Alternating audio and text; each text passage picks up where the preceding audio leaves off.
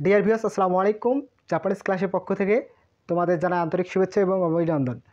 গত ক্লাসে আমরা জাপানিজ কিছু বর্ণর উচ্চারণ এবং শব্দার্থ সম্পর্কে জেনেছি। আজকের ক্লাসে আমরা জাপানিজ ঋতু সম্পর্কিত কিছু উচ্চারণ এবং শব্দার্থ জানব। এটি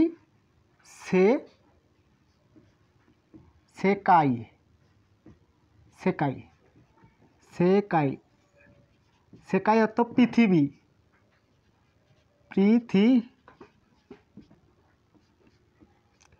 কি সে তোসু কি সে তোসু কিসে তোসু মানে হচ্ছে ঋতু। কিসে তোসু মানে ঋতু।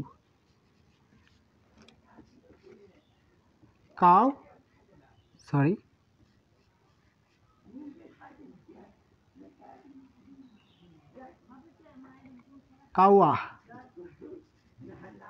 কাওয়া কাওয়া মানে নদী। এটি একটি কাঞ্জিও আছে, নদীর কাঞ্জিও আছে, আমরা ওগুলো পরে পড়ব।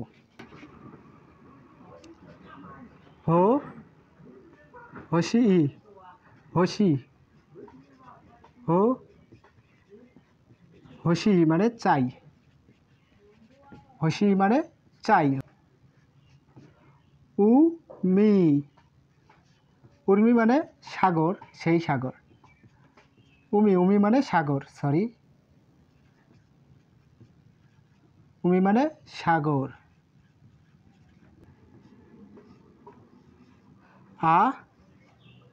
আমে আমে আমে আমে আমে মানে বৃষ্টি। আমে মানে বৃষ্টি। আমে মানে বৃষ্টি।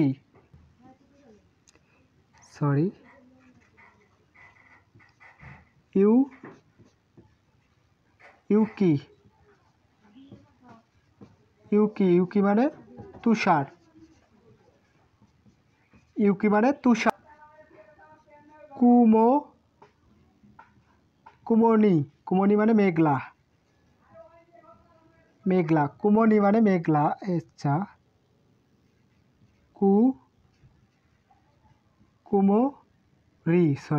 কুমরি মানে মেঘলা।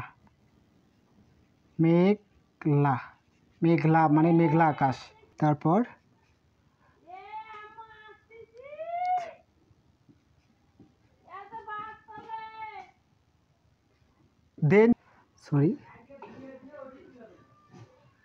দেন কি মানে আবহাওয়া।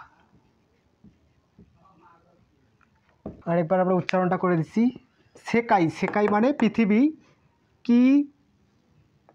কিসে তোসু মানে ঋতু। কাওয়া মানে নদী। হোশি ই মানে চাই। উর্মি মানে সাগর। আমে মানে বৃষ্টি। ইউকি মানে তুষার। কুমরি মানে মেঘলা। দেন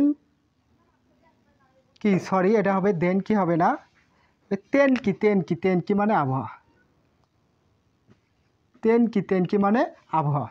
যে সকল ভিউয়ার্স আজকের ক্লাসটি মনোযোগ সহকারে দেখেছেন মোটামুটিভাবে বুঝতে পেরেছেন। তবে আমরা পরবর্তী ক্লাসে আবারও এরকম কয়েকটি উচ্চারণ এবং শব্দার্থ শিখব খুব সহজেই। আর আপনাদের জাপান সম্পর্কিত কোনো বিষয়ে জানার থাকলে অবশ্যই কমেন্ট করবেন। আর ভিডিওটি ভালো লেগে থাকলে অবশ্যই সাবস্ক্রাইব করবেন। আল্লাহ হাফিজ।